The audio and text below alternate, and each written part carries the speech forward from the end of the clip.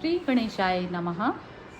Shrimad Bhagavad Gita chapter 1 श्लोक number 34 to 40।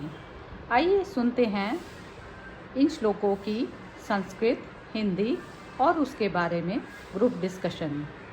गुरुर्ब्रह्मा गुरुर्विष्णु गुरुर्देवो महेश्वरा गुरु साक्षात परब्रह्म तस्मै श्री गुरवे नमः।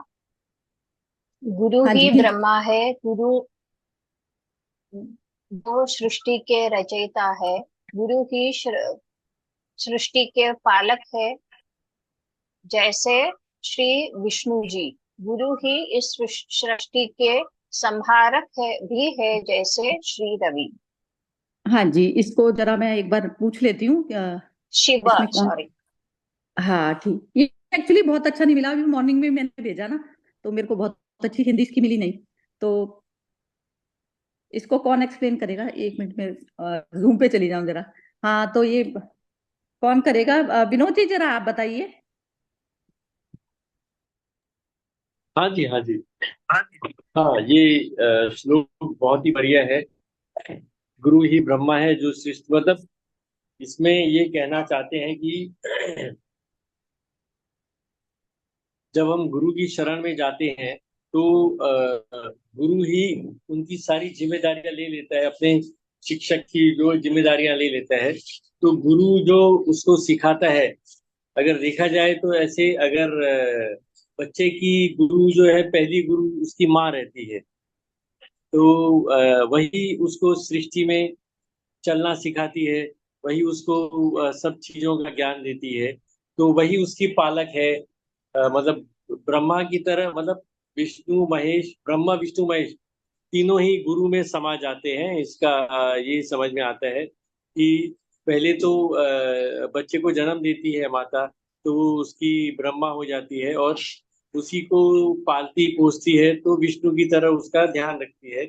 और फिर वो जब गलती करता है तो उसकी संहारक भी हो जाती है, मतलब उसे गलत काम करने देती नहीं है। तो ये एक एग्जांपल से मैच होता है, मतलब उसी प्रकार से ये उसका एक्सटेंशन है। जब गुरुकुल हुआ करता था, या जो उस प्रकार की संस्कृति होती थी, तो गुरु ही, जब गुरुकुल में जाते थे बच्चे, तो गुरु ही उनको सिखाते थे सब चीज, वही उनके पालक होते थे, मतलब गुरु ही उसको ज्ञान देते हैं। और अगर गीता के इसमें कॉन्टेक्स्ट में कहा जाए, तो जब हम प्रभु की शरण में जाते हैं, तो प्रभु जो है वही हमको संभालते हैं। और वही इसका हम, मतलब अपने शिष्य का ध्यान रखते हैं। और वो ध्यान रखते हैं कि शिष्य कहीं गलत ना करे, और अगर वो गलत करता है तो उसका घमंड तोड़ने के लिए उसके साथ में ही खड़े रहते हैं, उसके संहारक भी बन जाते हैं। तो ब्रह्मा जो है वो सृष्टि चलाते भी हैं, और उसी तरह से अगर घमंड आ जाए तो बच्चे को शिक्षा भी देते हैं। तो वो कॉन्टेक्स्ट में कहा गया है कि गुरु रचयिता भी है, पालक भी है, और गुरु मतलब जो है विष्णु महेश, और वो तीनों का रोल निभाते हैं। बस बहुत ही यही सुंदर। कहना है। हाँ, बहुत बढ़िया बोला। अब विमी जी से एक बार मैं पूछना चाहती हूँ, ये विमी जी अपने ऊपर अप्लाई करके बोलेंगे तो कैसे बोलेंगे इसको? अपने ऊपर अप्लाई, विनोद जी ने मदर के कॉन्टेक्स्ट में बोला, अब आप अपने बारे में बोलिए इसको। नहीं, अपने बारे में भी, और मैं इसमें कि हमारे धर्म में या हमारे जो रिलीजन में ये कितनी सुंदर बात है कि हर किसी ने, जिसने भी हमें कुछ दिया, हमने उसे जैसे प्रभु का, ईश्वर का दर्जा दिया। चाहे उसमें हम पेड़ पौधे पत्थर, मतलब पत्थर जैसे जैसे हम निर्जीव कहें, उसको भी हमने पूजा। तो जिसने भी हमें कुछ दिया, हमने उसको एक ईश्वर का किया। उसी वजह से जब यहाँ पर इसके अंदर पूरा गुरु का कह रहे हैं, तो चाहे वो अपने में देखो, या कोई जो आपको, चाहे आपका कोई फ्रेंड, या उस समय उस परिस्थिति में जो आपके साथ आपको कभी सलाह दे रहा है, गलत हो रहा है, आपका फ्रेंड भी, वो कहते हैं ना, बेस्ट फ्रेंड वही होता है जो आपका क्रिटिक भी बनेगा। ये नहीं कि सिर्फ तुम्हारी बड़ाई करता रहेगा। तो वो तुम्हारा कभी वो एक कहते हैं शिव बन के तुम्हें वो डांटेगा भी, तुम्हारे साथ थोड़ा सा वैसा व्यवहार भी करेगा कि तुम सही रास्ते पर आओ। विष्णु बनकर तुम्हारा वो हाथ पकड़ के तुम्हारा हर स्थिति में तुम्हारे साथ खड़ा है। और जब हम ब्रह्मा के हैं तो हर स्थिति में अडेप्टेबिलिटी कि हर किस में ऐसे चेंज आप कर पा रहे हो। और वो ही हमारे जीवन में अपनों में भी हम अपने, जब हम अपने पर मैं अपने ऊपर अपनाऊं तो हर परिस्थिति में हम चेंज होते हैं कि कभी कौन सा गुण, गुण, कभी कौन सा गुण, तो उस वजह से उस हिसाब से कभी हम ब्रह्मा हैं, कभी हम विष्णु के रूप में, और कभी शिव के। और अभी मतलब मैं एक और हाल ही में मेरे साथ अपना जो मेरा एक पर्सनल एक्सपीरियंस रहा है, मतलब टू पुट इट, मतलब उसका जो जिस्ट रहा कि था कहीं पर हमारे अपना भी हुआ हमारे से कुछ गलतियां, और वो है, पर वो ईश्वर में विश्वास इतना था कि वो सब कुछ सही कर देगा, कि उसने किस तरह से हमें, ठीक है, थोड़ा सा वो गलतियों का पनिशमेंट भी दी। तो ईश्वर ने कहा कि तुमने किया तो मैं तुम्हें ऐसे नहीं छोड़ूंगा, तो वहां पर वो शिव भी बने। पर उसी दूसरे क्षण एकदम हाथ पकड़ लिया हमारा, और we sail through that problem so easily. तो तो वो वही है कि हर में वो तीनों ही शक्तियां काम कर रही होती है, और कभी कौन सी प्रबल है, कभी कौन सी, और खुद में भी, अपने में, और आसपास भी वही एनर्जीज हैं हर जगह। हाँ, हाँ जी। अच्छा बोला है। बस ये एक परफेक्ट स्टेट पे वहां जाना है हमें, कि हमें अपने मन को ही पता है। मन का जब तक हमारा वो नहीं होगा ना, वही जीरो पे आना पड़ेगा। तो उसमें जहां पर भी मन हमारा जरा सा भी एग्जिस्ट है ना, उसमें 1% भी किसी भी काम में, तो हम कहते हैं हमें पनिशमेंट मिली। तो पनिशमेंट मेरे नहीं हटने की है बीच में से। जब मैं हट जाती हूँ किसी भी सिचुएशन में, और मुझसे ज्यादा जो समझदार है वो कोई नहीं है, क्योंकि मैं अपने मन को डायरेक्ट देख पाती हूँ। तो जब तक मैं डायरेक्ट देख पाती हूँ और अपने मन को पूरी तरह से विड्रॉ नहीं कर पाती, तो तब तक मेरा जो है ये युद्ध चलता रहता है। तो कौन किसको जीतेगा? तो गुरु वाली जो अवस्था हुई वो मेरी अपनी स्वयं की। जब मैं स्वयं की ही गुरु हो जाती हूँ, जब, क्योंकि सॉल्यूशन तो मेरे अंदर से ही आना है। कोई दूसरा तो मुझे गाइड जो है कर सकता है, लेकिन अल्टीमेटली एक्शन में मुझे उतरना है। तो जब तक मेरा मन जीरो पर जाकर शांत होगा नहीं, तो मेरे एक्शन में भी वो ना तो परफेक्शन आएगी, वो बेमन वाला एक्शन रहता है। तो वो अवस्था जो है हर हर मनुष्य को प्राप्त करनी होती है। तो हम समझते हैं जैसे हम बाहर बच्चे का लालन पोषण कर रहे हैं, हम बच्चे का नहीं कर रहे होते। हमारे मन में विचार बना कि बच्चे को ये चीज करनी चाहिए। अब विचार को हम उसके पास में ऊपर कई बार तो जबरदस्ती ला देते हैं पेरेंट्स। कई बार जबरदस्ती वो कहते हैं मैं ही ठीक हूँ। बच्चे की क्या मूल प्रकृति है, वो क्या लेके आया है, उसका जैसे किसी की गुलाब की प्रकृति है, किसी की चमेली की प्रकृति है, तो वो क्या लेके आया है वो चीज आपको नहीं मालूम। तो वो क्या है, प्रकृति को भी हम तब देख पाते हैं, अपनी भी, स्वयं की भी और दूसरे की भी, तब देख पाते हैं जब हम मुक्त होते हैं। मुक्त अवस्था क्या होती है? जहां से मन निर्मित होता है, निर्मित अवस्था को भी मैं, निर्मिति को मैं देख पा रही हूँ। तो बार बार जो हम बाहरी तौर के जो कार्य करते हैं, हम समझते हैं हम दूसरों के लिए कर रहे हैं। दूसरों के लिए कोई कुछ नहीं करता। अपना मन मेरा किसमें शांत होगा, मैं बच्चे को इस प्रकार की एजुकेशन दूंगी तो मुझे शांत होगा, या फिर मैं इसकी लालन पोषण किस प्रकार करूंगी, तो वो उसके लिए नहीं कर रही हूं, मैं अपने मन के लिए कर रही हूँ। तो यहाँ पर आना पड़ेगा। तो अहम ब्रह्मास्मि का जब तक आप उस स्टेज पे नहीं जाएंगे ना, तो शांति हमें नहीं मिलती है कभी भी। तो ब्रह्म की क्या स्टेज होती है कि मैं ज्योति स्वरूप हूँ। तो मैं ज्योति का प्रकाश से इस शरीर रूपी जो उसको वैक्स को मैं जो है पिघलाती हूँ, खत्म वो करती हूँ, इसको कर्म के थ्रू जो है इसको परफॉर्म करके करती हूँ। चाहे वो आप बाहरी संसार के लिए करें, चाहे वैसे करें। तो आपका मन जीरो पर आना ही आपका गुरु की अवस्था हुई, नो माइंड वाली अवस्था। तो विद्या जी चलिए Can शुरू I करते हैं मेरे ख्याल can से। I ask? हाँ। Can I just say something? Can we relate अरे it completely to our mind? हाँ हाँ हाँ In the बिल्कुल। sense, everything, whatever we do, I mean, all our troubles, joys, happiness, bliss, everything comes from our mind. It's उत्पन्न भी होता perfect. है उधर. We keep it going because of our mind. We suffer because of our mind. Can we relate to that aspect of yes ourself? Yes yes, बिल्कुल बिल्कुल बिल्कुल बिल्कुल ठीक समझ आया आपको, यही बस है। तो हम हम्म समझते हैं हम दूसरों के लिए कर रहे हैं, तो दूसरा तो एग्जिस्ट करता नहीं ना। मैं अपने माइंड से ही तो करती हूँ। जो भी हार्मोन मेरा जो भी हम्म रिलीज होता है तो मेरा खुद में रिलीज करने वाली हूँ मैं। प्रोडक्ट मतलब प्रोडक्शन जो है करने वाला मेरा हर वक्त मेरा माइंड है। तो सृष्टि मेरी मन से शुरू होती है और हम्म सृष्टि पे बैठ गया ब्रह्मा। तो ब्रह्मा क्या हो गया, जहां से मेरा मन का उद्गम होता है। तो वो जो जो सृष्टि है वो मेरे अपने मन की है। जो जो मेरे मन पर बोझ है वो मैं उसको खत्म करने की कोशिश करती हूँ। अब खत्म करने में मैं कर्म का बंधन में बैठ के कर्म करती हूँ, क्योंकि मुझे अपना पता नहीं है। तो इस प्रकार से हम्म मेरे बंधन बनते चले जाते हैं। तो सोते हुए या कहते हैं जो बिना होश पूर्वक, जैसे किसी को एनेस्थीसिया देकर और उससे काम करा लिया गया। तो हमारी चैतन्य रूप में जो भी हम कर्म करते हैं, तो चैतन्यता में ये होता है कि मैं कर्म बंधन में नहीं आती हूँ और मैं निष्काम होकर कर्म करती हूँ। तो जब भी हमारा भार पर कोई भी कर्म में एक कारण मौजूद होगा तो हम कॉज जो उसका जो होगा वो हमें आएगा ही आएगा। ये चीज है। तो टोटल सारा है। वो कहते हैं ना, मन एव मनुष्य नाम कारणम बंध मोक्ष च। तो जो कर्म ही हमारे बंधन का कारण है और मोक्ष का भी। तो मोक्ष मेरी अवस्था बार बार वही होती है जहां पर मैं जीरो माइंड पर आ जाती हूँ।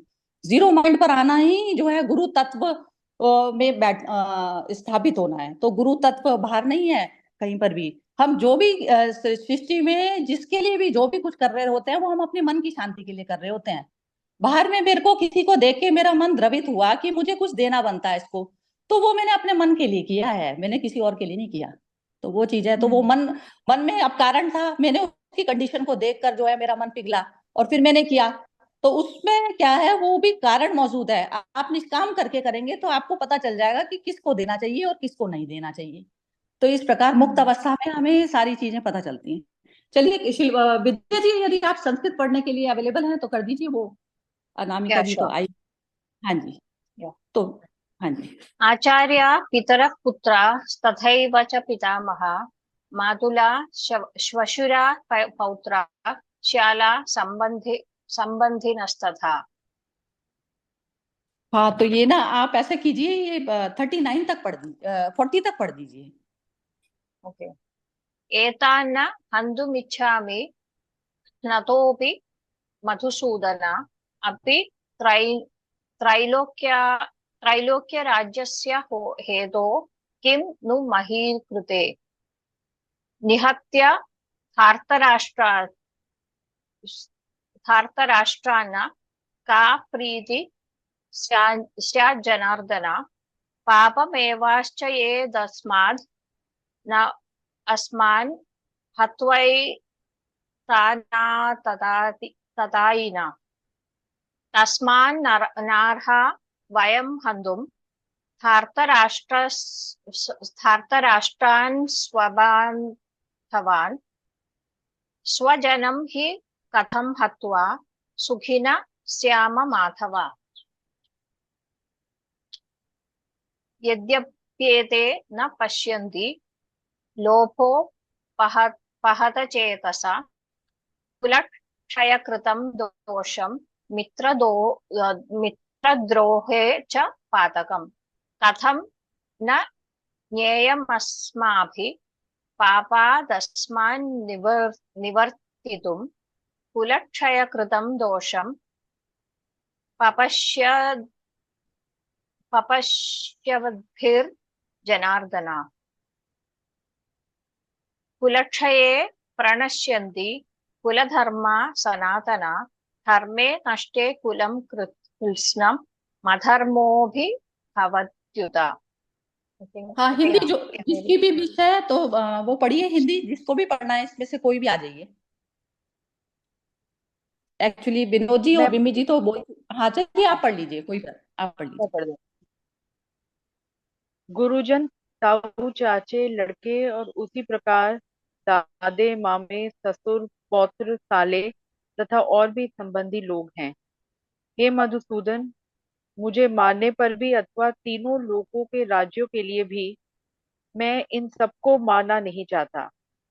फिर पृथ्वी के लिए तो कहना ही क्या है। हे जनार्दन, धृतराष्ट्र के पुत्रों को मारकर हमें क्या प्रसन्नता होगी। इन आतताइयों को मारकर तो हमें पाप ही लगेगा।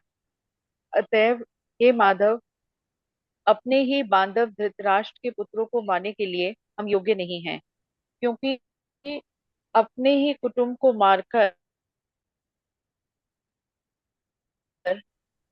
हम कैसे सुखी होंगे। निश्चित हुए ये लोगों और मित्रों से विरोध करने में पापों को नहीं देखते, तो भी हे जनार्दन, कुल के नाश से उत्पन्न दोष को जानने वाले हम लोगों को इस पाप से हटने के लिए क्यों नहीं विचार करना चाहिए। कुल के नाश से सनातन कुल धर्म नष्ट हो जाते हैं। धर्म के नाश हो जाने पर संपूर्ण कुल में पाप भी बहुत फैल जाता है। हाँ जी। हाँ जी, तो इसको जो है ना, अभी ये सिंह साहब से मैं वो स्टार्ट कर रही हूँ क्योंकि उनसे बुलवा लिया था। हाँ जी सिंह साहब, ये जो 5 जो श्लोक हमने पढ़े हैं, तो इनका टोटल सिर्फ इसी जो श्लोकों से रिलेटेड में बोलिएगा। 5 में आप एसेंस बोल लीजिएगा जो समझ में आया इसमें। हाँ जी, हाँ। सार तत्व। तो मुझे तो यही समझ आया है कि अर्जुन इस वक्त अपनी अज्ञानता दर्शा रहे हैं। वो कहना चाह रहे हैं कि पापी को मार के हम पाप करेंगे। इसका मतलब है जितने भी, जैसे राम ने, कृष्ण ने जितने भी पापियों को मारा, उन्होंने पाप किया है।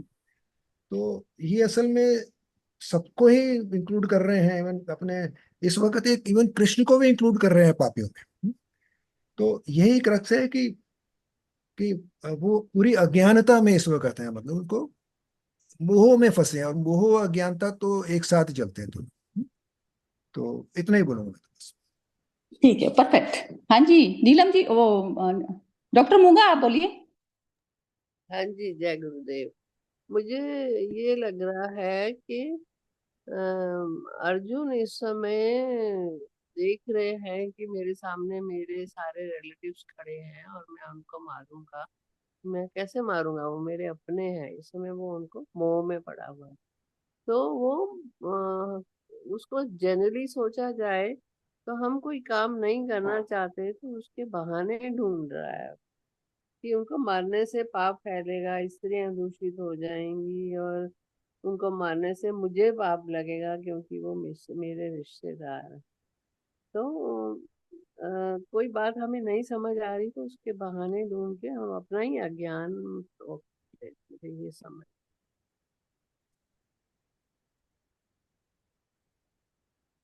हाँ जी, आपकी आवाज चलेगी नीलम जी। हाँ, बस मैं बोल लिया हूँ।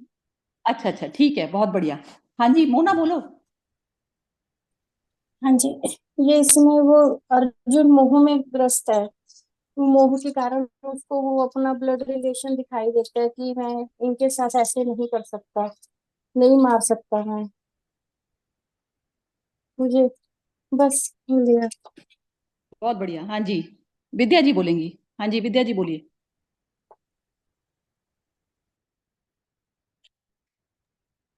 he is in the I mean, Arjun is, I think, totally in this human, this thing. He hasn't grown above that humanness of an individual, that he is still stuck with his relatives. He is not able to go beyond body, mind, and, you know, treat it as something that he has to do for dharma. He thinks it is Pap to kill his relatives, where he is not realizing that he is not doing it for himself. He is doing it on the basis of adharma and dharma. So he is stuck in this worldly thing as a normal human being, and he is telling Bhagwan ki, I think it's not right on my part to do it. So he's totally confused and helpless and in confusion. What do I do? He doesn't want to do, but he cannot go against Krishna, Bhagavan himself, from what I understand. Perfect. बहुत ही, ये body mind से जो बोला ना आपने, ये बिल्कुल पकड़ अच्छी थी। हाँ जी बिमी जी बोलिए। हाँ जी। हाँ, वही कि अर्जुन जो है अभी भी ना, जैसे वो क्षत्रिय भी है, मतलब उसमें लड़ने का वैसे मतलब अपना जिस जैसे जो उसकी ड्यूटी है, जैसे आप किसी क्या कहते हैं सोल्जर का देख लो कि जैसे युद्ध के मैदान में है और वहां पर वैसे मतलब उसकी एज अ ड्यूटी या रिस्पॉन्सिबिलिटी समझ के तो वो वहां पर है। पर क्योंकि वो कहीं पर वो दैट जो विद्या जी ने अभी कहा दैट ह्यूमन बिल्कुल उसका वो ज्यादा नेचर, तो उसके चक्कर में वो कंफ्यूज होके वो अपने बॉडी माइंड एंड सोल से वो उठ नहीं पा रहा है। और उस कंफ्यूज स्टेट में वो अभी भी जैसे वो झुक रहा है उस तरफ कि मेरे अपने लोग वहां पर खड़े हैं, मैं उनसे कैसे करूं, मेरा कुल का पूरा नाश हो जाएगा। और वो जैसे बीच में कह भी रहा है कि मुझे मारने पर भी अथवा तीनों लोगों के राज्यों के लिए भी मैं इन सबको मारना नहीं चाहता। तो उसका है कि मुझे वो जानता है कि मतलब ये मर जाएंगे तो ठीक है, मुझे तो सब कुछ पर तब भी मतलब उसके एक तो उसके अंदर लालच बिल्कुल नहीं है। वो अभी भी थोड़ा सा कंफ्यूज में भी थोड़ा सा और इन्फॉर्म डिसीजन लेना चाह रहा है, तो अपने जो उसकी मन की बेचैनियां है वो कृष्ण से शेयर कर रहा है। और हम लोगों के अपने इसमें देखें तो वहीं पर जैसे कृष्ण भी हमारे अंदर ही है। तो जब हमारे साथ ये सब कंफ्यूजन चल रहे होते हैं तो हम आपस में अपने ही अपने द्वंद में चल रहे होते हैं, अपने से ही बात कर रहे होते हैं कि अब मैं क्या करूं, मैं ये नहीं करना चाहता, मेरे साथ ये ऐसी परिस्थिति है। और समझते भी हैं कि ये करने से सही मतलब वैसे सही हो जाएगा ओवरऑल। पर कहीं हमारा वहां पर डर वो हिचक है वो करने में। क्योंकि वो जैसे कहते हैं कि वो अच्छे जो हमारी जूसेस है वो ज्यादा अच्छे जूसेस नहीं कहूंगी, जो हमारा इनेट नेचर रहा है वो ज्यादा तो उससे एकदम बाहर निकलने में ये कहते हैं डर के आगे जीता है, तो उस डर से बाहर निकलने की तो अपनी ही तुम उससे लड़ाई है। तो अर्जुन की अभी वही परिस्थिति है कि अपने से ही वो मन की स्थिति से वो लड़ रहा है। और वही वो कृष्ण को कह रहा है, और मैं कहूंगी वो कृष्ण को कह रहा है या अपने आप को ही वो कह रहा है कि मुझे। हाँ। हाँ ठीक है, बहुत सुंदर बोला। ये विद्या जी से रिलेटेड थी, आपकी कमेंट्स बहुत अच्छी थी। हाँ जी विनोद जी बोलिए। हाँ जी, बिल्कुल सही विद्या जी और विमी जी ने कहा है कि वो कंफ्यूज हो गया है अर्जुन कि अब मुझे क्या करना चाहिए। उसे अभी लग रहा है कि वो इन सबका नाश करके मतलब पाप का भोगी हो जाएगा, और उसको वो ऐश्वर्य चाहिए नहीं जिसके लिए उसे लड़ना है। तो वो उसको धर्म से अलग सोच के देख रहा है, वो अपने धर्म से नहीं देख रहा है। और वो एक नॉर्मल ह्यूमन बीइंग की तरह देख रहा है कि अगर मैं इनको मारता हूँ तो मेरे ऊपर पाप लग जाता है, और वही कि अगर कुल का नाश होगा तो उसका पाप मुझे ही करेगा, और कुल में काफी सारे गलत चीजें पाप फैल जाएगा। और उस तरह से वो नॉर्मल तरीके से देख रहा है कि मेरे गुरुजन ताऊ चाचे सब उनके रिलेटिव हैं। तो वो कृष्ण को कह रहा है कि मैं अभी इसको मारना नहीं चाहता हूँ, युद्ध से थोड़ा वो घबरा रहा है। बस यही करें। थैंक बहुत ही सुंदर। एक तो ना इसमें ये है कि जैसे एक तो प्राकृतिक स्वभाव होता है हमारा, प्राकृतिक स्वभाव इस उस अवस्था को कहते हैं कि जैसे मेरा पंच महाभूतों का ये शरीर बना हुआ है और मेरी मन की प्रकृति है जिसमें सारा संसार ये बैठा है। उसमें किसी को मैं अपना कहती हूँ, किसी को पराया कहती हूँ। तो वो सारा कुछ क्या हो गया, बॉडी भाव। और जो प्रकृति का जो स्वभाव, हर मनुष्य की प्रकृति अलग अलग है।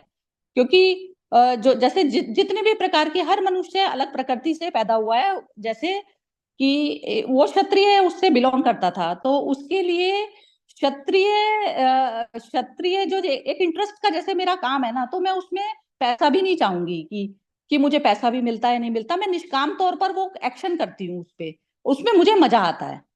मेरा आनंद क्षत्रिय स्वभाव में है। मेरा आनंद, मेरा क्षत्रिय वाली जो कार्यक्रम जो भी मेरे सामने आएगा तो मैं उसमें करूंगी। तो ये प्रकृति है इसकी, अर्जुन की। लेकिन हमारी आत्म प्रकृति क्या होती है? आत्म प्रकृति ये होती है कि आत्मा हमेशा शांत स्वभाव को माना जाता है। शांत स्वभाव जहां पर मन की जो लहरें जो आती रहती हैं, वो लहरों में हम तादात्म्य ना करके और हम अपनी शांत प्रकृति को बार बार प्राप्त करें। तो जब तक आत्मिक आनंद में कोई भी मनुष्य है, कोई भी जीव पहुंचता नहीं है, तो तब तक उसका दुख बना रहता है। तो आत्मिक आनंद में क्या करते हैं हम, शरीर भाव से हमें अलग जाना पड़ता है। तो जैसे ही शरीर भाव में आया, तो जो भी मनुष्य शरीर भाव में आ गया कि मैं शरीर के साथ में, उसने अपना तादात्म्य कर लिया, आइडेंटिफिकेशन उसने शरीर के साथ कर लिया, तो वो पाप में उसी समय शुरू हो जाता है।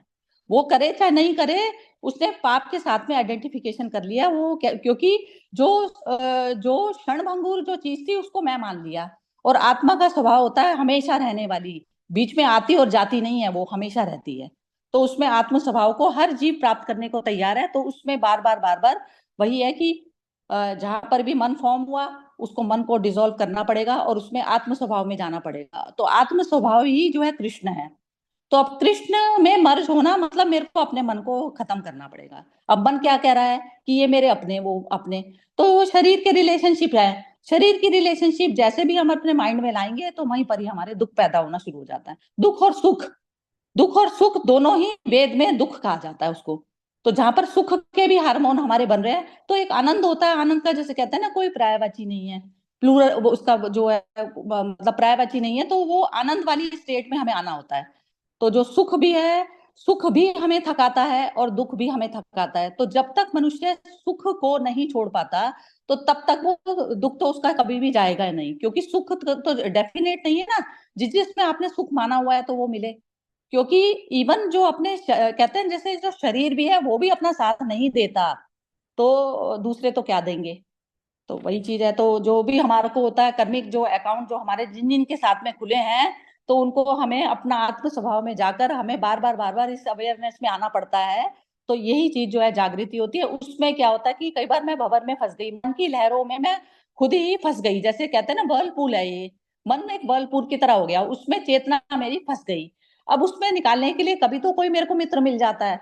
तो मित्र ऐसा वाला मिला जिसको मेरे मेरे से कुछ चाहिए नहीं किसी भी फॉर्म में, और वो मुझे गाइडेंस दे रहा है कि तुझे इस क्षण में करना चाहिए। चाहे मैं मित्र ही मेरा दुश्मन बन जाए उस समय, कि ये मित्र तो मेरे को गलत गाइड कर रहा है, मेरा तो मन इसमें था, ये चीज करनी थी मुझे। तो ऐसा कई बार होता है, हमारा मित्र भी जो होता है दुश्मन, लेकिन वो जो सच्चा मित्र होता है वो परवाह नहीं करता।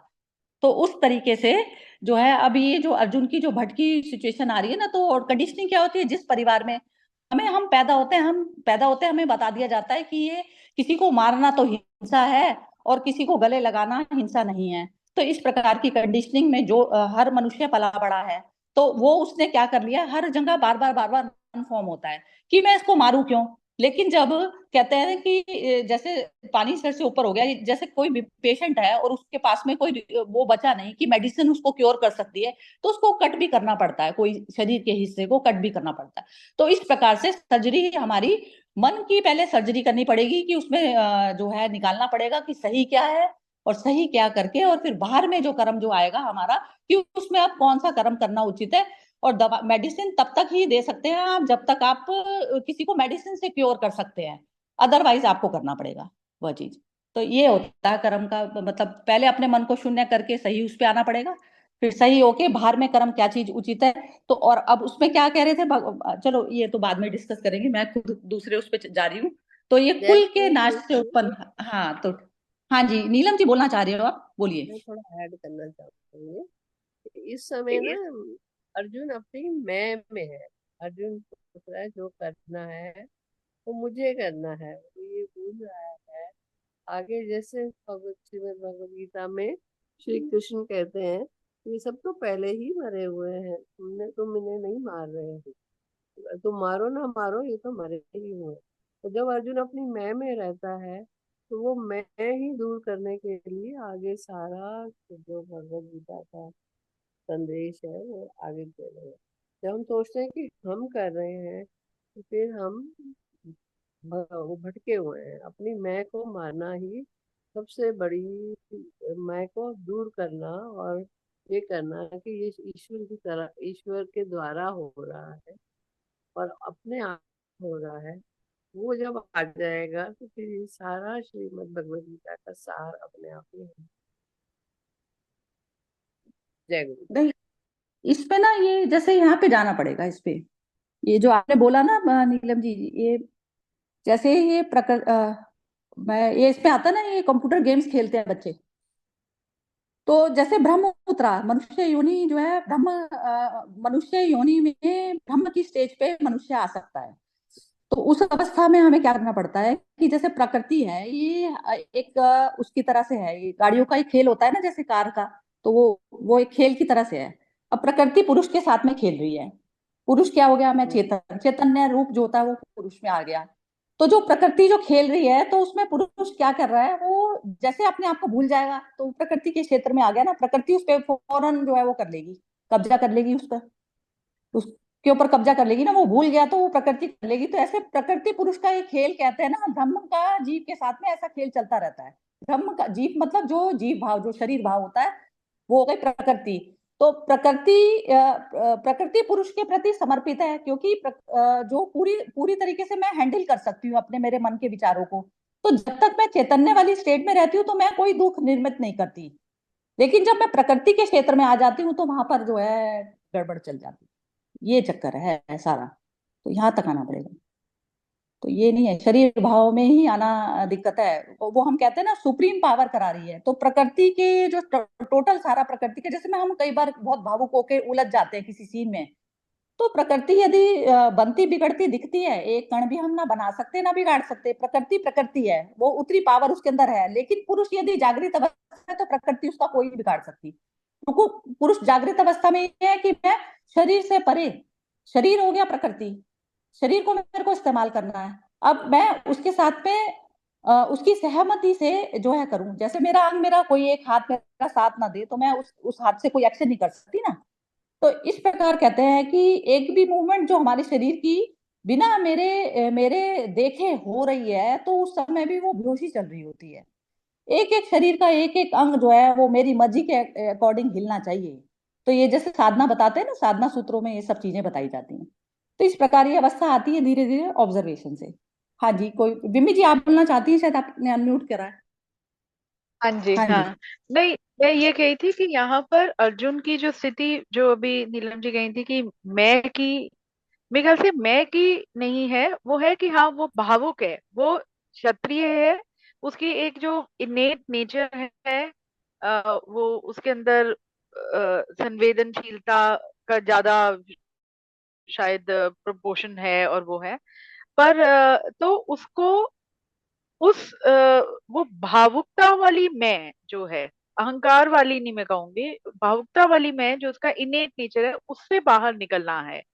और उसको फिर तब की इस समय मेरी स्थिति में, क्योंकि मैं एक सोल्जर हूँ और मेरे आगे ये सिचुएशन है, तो अब मुझे उस इनेट नेचर से थोड़ा सा युद्ध करके, अपने ही नेचर से युद्ध करके, मुझे अब उस परिस्थिति के अनुसार अब मुझे शस्त्र उठाना ही है, चाहे मेरे आसपास जो भी हो रहा है। तो देन फिर वो निग्लेक्ट करते हुए कि ये आपके अपने हैं, कि मैं अब मैं as a soldier I have to fight इस स्थिति में। तो वो वहां पर मतलब ये उसका जो मैं, जो इस समय जो उसकी मैं है, वो उसका उसकी अपनी जो इनेट नेचर है, ना कि मैं वो कहूंगी कि वो मैं, अहंकार वाला मैं, वो नहीं है। अहंकार नहीं तो नहीं नहीं उसका अहंकार, दिख रहा। हाँ, अहंकार ना तो ना ना कहीं नहीं उसका दिख रहा इस नहीं नहीं समय नहीं, उसके ये अंदर। बिल्कुल जी, ये अहंकार भाव ना, ये गीता में अहंकार भाव उस अवस्था को कहा जाता है जहाँ शरीर भाव आ गया।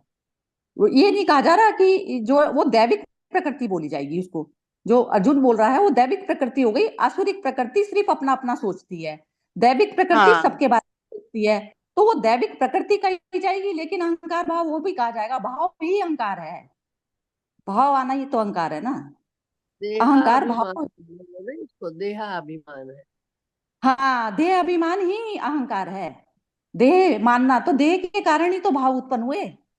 तो भाव हम्म। भी उत्पन्न हुए, तो भाव में भी ना क्या होता है कि जैसे जब तक चलता है ना, चलाते हैं। जैसे उन्होंने कहा कि मेरे को सिर्फ 5 ग्राम दे दो, मैं चला लूंगा। तो ये दैविक प्रकृति का गुण है कि मैं किसी को परेशान न करूं, कोई बात नहीं, यदि ये चाहता है मेरा भाई तो कोई बात नहीं, दे देता हूँ। फिर लेकिन युद्ध की अवस्था कैसे आई, वो कह रहा है सुई की नोक के बराबर भी नहीं दूंगा। तो सुई की नोक के बराबर भी नहीं दूंगा, तो जब वो वाली स्टेज आई तो उसको वो कह रहा है मैं मरने के लिए तैयार हूं। तो ये भी दैविक प्रकृति से चल रहा है। लेकिन अब कैसे चलेगा कि ये, इसमें कह रहे हैं, भगवान कह रहे हैं कि जब तक तू कह रहा है कि ये सामने जो बंधु बंधु खड़े हैं, तो वो मोह जो है बीच में अभी एक कारण बना हुआ है। तो वो कह रहा है ना जी, जो सबसे पहले उसने अपने रिश्तेदारों को जो बता दिया ना, तो उससे जो है उन्होंने, कृष्ण ने जज करा कि ये मोह का आवरण इसके ऊपर फंस गया। तो मोह का आवरण आते ही आप भाव में आ गए ना। अब कोई एक इंसान बच्चे के लिए भाव में आ रहा है खाली, एक कह रहा है खाली बच्चे के में, तो वो आसुर के उसमें आ जाएगा। और एक इंसान सबके उसमें आ रहा है, उसके उसकी उसकी मन में बहुत सारे लोग बैठे हैं, तो वो दैविक प्रकृति में आ गया। लेकिन मन तो एग्जिस्ट कर रहा है ना इस समय, दोनों में मन एग्जिस्ट कर रहा है, तो अहंकार भाव हो गया। उस चीज को अहंकार भाव कहा जाता है। तो अहंकार भाव में मतलब प्राप्त तो दुर्योधन भी करेगा कृष्ण अवस्था को, वो भी करेगा प्राप्त, ऐसा कुछ नहीं है। शांति की तो दोनों ही चाहते हैं। अब शांति किसी को खिलौना पकड़ के मिल रही है, वो कह रहा है मैं दूसरों के भी खिलौने पकड़ लूं, और कोई ये कह रहा है कि मैं अपना भी छोड़ दूं, मैं अपना भी छोड़ दूं तो भी शांति हो जाए। तो वो अवस्था चल रही है। चलिए, बहुत सुंदर रहा ये वाला सेशन। तो आज का खत्म करते हैं। तो कल फिर कल से गुरुवाणी चलेगा थर्सडे तक, और फिर फ्राइडे जो है सिंह साहब लेंगे। कोई भी जो भी फ्री मतलब फ्री डे है वो, उसमें जो भी कोई एक्टिविटी चाहता है तो वो कर सकता है। हाँ जी विद्या जी, आप बोलना चाहती हैं, कुछ बोलिए। No, no, no, nothing. चलिए ठीक है, ओके जी, जय श्री कृष्णा। जय श्री जय कृष्ण। श्री जय श्री कृष्ण। जय श्री कृष्ण। जय श्री कृष्ण।